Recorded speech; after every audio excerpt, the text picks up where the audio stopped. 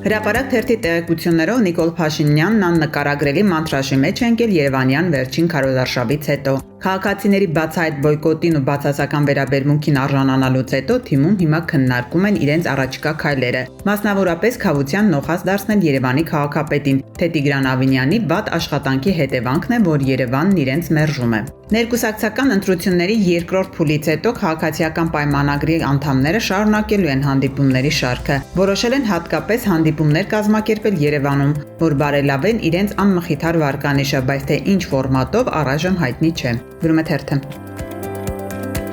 Փաստ թերթը գրում է Հայաստանի ժամանակակից պատմության թերևս ամենադինամիկ հասարակական ակցիաներից մեկը ծավալվեց armspure.com հարթակում։ Ի աջակցություն հայ առաքելական եկեղեցու պետիցիան ստորագրողների թիվը հաղթահարեց 50,000-ը։ Այն փաստը, որ նման թվով ստորագրություններ դրվեցին խիստ կարճ ժամանակի ընթացքում, ակնառու ցույց է տալիս հանրային մոբիլիզացիայի մակարդակն ու եկեղեցու կարևորությունը որպես առանցքային ազգային ինստիտուտ։ Գրում է թերթը։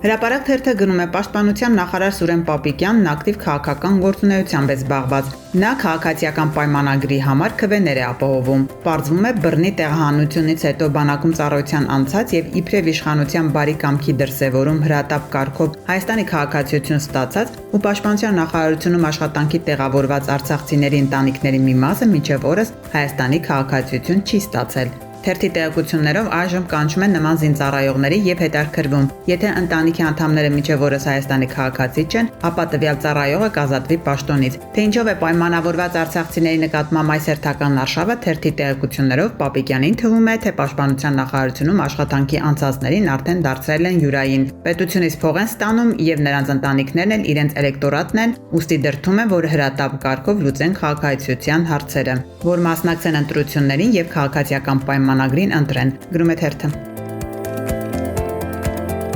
Հրապարակ թերթը գրում է քաղաքացիական պայմանագրի աշխատակազմից նախընտրական ցուցակի թեկնածուներին ասվել է, որ կուսակցության կենտրոնական գրասենյակ ներկայացնել պատգամավորության թեկնածության համար պահանջվող համապատասխան փաստաթղթերը, որպեսզի փաթեթները սկսեն կազմել կենտրոնական ընտրական հանձնաժողով դիմելու համար։ 100-րդ հորիզոնականից ներքև գտնվողներից շատերը կամուկածի մեջ են, դիմել թե չդիմել։ Բանն այն է, որ քաղաքացիական պայմանագրում խորը կասկածներ ունեն, որ չեն կարող հունիսյան ընտրությունների մեծամասնություն ստանալ եւ հավակնել պատգամավորական մանդատի։ Ուստի մտածում են արժե ընդգրկվել ցուցակում թե ոչ։ Գրում է թերթը։